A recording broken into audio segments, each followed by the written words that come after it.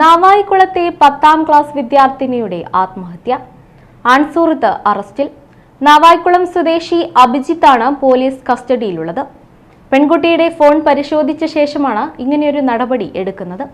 അതേസമയം പെൺകുട്ടിയെ യുവാവ് പീഡനത്തിന് ഇരയാക്കിയിട്ടുണ്ടെന്നും പോലീസ് അറിയിച്ചു.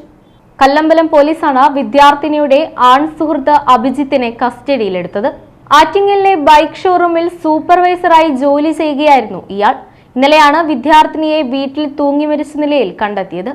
Chavarcode mother India higher secondary സ്കൂളിലെ 10ാം ക്ലാസ് വിദ്യാർത്ഥിനിയെയാണ് വീട്ടിലെ കിടപ്പുമുറിയിൽ തൂങ്ങി മരിച്ച നിലയിൽ കണ്ടെത്തുന്നത്.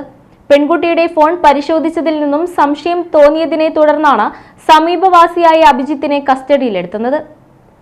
പെൺകുട്ടിയെ യുവാവ് പീഡനത്തിന് ഇരയാക്കിയിട്ടുണ്ടെന്ന് പോലീസ് പറഞ്ഞു.